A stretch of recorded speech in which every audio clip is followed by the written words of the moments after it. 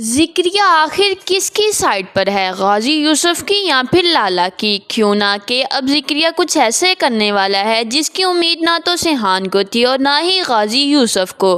क्या ज़िक्रिया का pre plan काम है या फिर इसके पीछे कोई और ही साजिश बनाई जा रही है?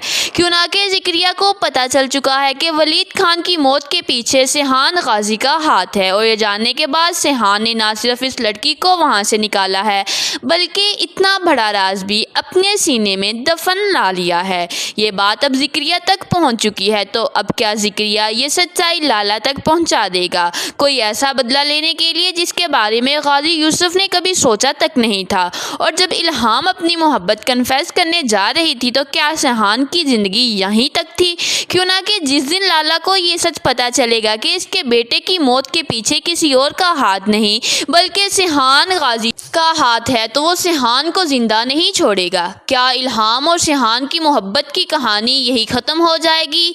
ये जानने से पहले अगर अब तक आपने हमारा चैनल सब्सक्राइब नहीं किया तो ज़रूर करें। वलीद खान की मौत का लाला को बहुत बड़ा झटका लगा है, लेकिन मुझे अभी तक यकीन नहीं आ रहा कि लाला दिखने में तो ऐसा नहीं है, बिल्कुल भी इतना घटिया नहीं है। फिर आखिरकार इसका इतना घटिया बेटा जिस पर वो अभी तक लाला को अपने बेटे के करतूतों का पता तक नहीं है, और इसीलिए लाला अब अपने बेटे की मौत का आखिर बदला लेने के लिए रोज कुछ ना कुछ नया कर रहा है। जैसे ही गाजी यूसुफ को पता चला कि लाला के बेटे की मौत हो गई है तो गाजी यूसुफ खुद लाला से मिलने और ताज़ियत करने पहुंच जाएगा। गाजी यूसुफ ना सिर्फ लाला से ताज़ियत करेगा बल्कि लाला से कहेगा कि अगर किसी भी किस्म की मदद की ज़रूरत हो तो मुझे ज़रूर बताना। मुझे बहुत अफसोस है तुम्हारे बेटे की मौत का।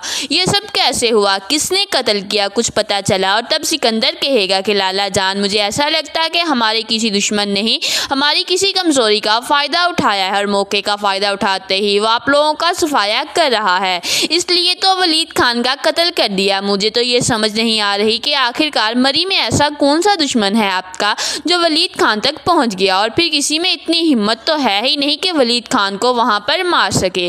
लाला कहेगा मुझे अच्छे तरीके से पता है कि मेरे दुश्मन कहाँ कहाँ फैले हुए हैं और लाला ये न्याज ज़्यादा दिन तक रहने नहीं देगा। तुम देखने जाओ और बहुत जल्द हमारे सामने मेरे बेटे का दुश्मन और कातिल खड़ा होगा, उसे मैं खुद अपने हाथों से कत्ल करूंगा। लाला की बातें सुनने के बाद गाजी यूसुफ उठेगा, लाला से मिलेगा और ज़िक्रिया को लेकर वापस आ जाएगा। जैसे ही घर आएगा तब गाजी यूसुफ ज़िक्रिया से कहेगा ज़िक्रिया मुझे क्यों सिहान का भाग कराना, इस लड़की को अपने साथ लेकर आना, और ये सब कुछ मिला जुला लग रहा है।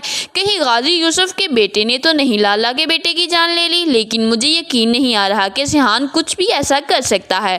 पता करवाओ कि क्या चक्कर है। और तब ज़िक्रिया कहेगा मैंने खबर निकाल ली है, इस गेस्ट हाउस की लड़की को कोई लोग उठा कर ले गए थे और आपको पता है कि उनके पैसों का चक्कर था, और पैसों का चक्कर किसी और से नहीं बल्कि वलीद खान से था। वलीद खान के बंदे ही इस लड़की को उठा कर ले गए थे और जैसे ही सिहान बाबा को फ़ोन आया तब वो भागते हुए वहाँ पर पहुँच गए।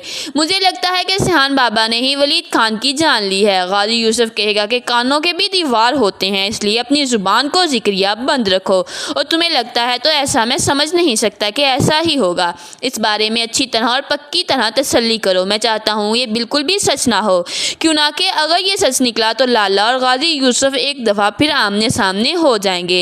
इस दफ़ा गाजी यूसुफ के बेटे के हाथों से लाला का बेटा मरा है और लाला किसी भी सूरत सिहान को जिंदा नहीं छोड़ेगा। मुझे कुछ ना कुछ करना होगा, इस बात का पक्का करो और मुझे बताओ। साथ ही साथ ये भी पक्का करना कि लाला को इस बारे में बिल्कुल भी खबर ना हो। रानिया अभी तक खुद को संभाल नहीं पाई और वहाँ इल्हाम से कहेगी मैं आप लोगों से भी यही कहती हूँ कि आप मुझे जाने दें, वज़ीर को यहीं पर रख ले, वज़ीर आप लोगों के साथ रहेगा, आगे बढ़ेगा तो मुझे सुकून रहेगा। मैं वापस जाती हूँ और वहीं पर रहूँगी। अगर वो मुझसे पूछने आएंगे तो वैसे भी मुझे अब ज़िंदगी गुजारने का कोई शौक़ नहीं है। मैं उनसे कह दूँगी कि उसके वलीद खान की मौत मेरे हाथों से हुई थी ताकि मुझे वो मार कर मेरा काम तमाम कर दे। और वैसे भी अब मैं ज़िंदा नहीं रहना चाहती, लेकिन मेरी वजह से अगर सिहान बाबा की ज़िंदगी में ख़तरा पड़ जाए तो ये मुझे बिल्कुल भी मंजूर नहीं है। इल्हाम समझाने की पूरी कोशिश करेगी और कहेगी कि रानिया तुम्हें ये सब करने की बिल्कुल भी ज़रूरत नहीं है। तुम अच्छे तरीके से जानती हो कि सिहान तुम्हें यहाँ से जाने नहीं देगा, वो तुम्हारी कुर्बानी कभी भी एक्सेप्ट नहीं करेगा, इसलिए बेहतर यही है कि वज़ीर के साथ यहीं पर रुक जाओ। दूसरी तरफ सिहान भी वज़ीर को समझाएगा कि तुम्हें अपनी बहन का ख्याल रखना चाहिए, अपनी पढ़ाई भी पूरी करनी चाहिए। आखिरकार वो तुम्हारी बहन है। ऐसे में तुम लोगों का वहाँ जाना खतरे से खाली नहीं, और मैं तुम लोगों को अपनी वजह से खतरे में बिल्कुल भी नहीं डाल सकता।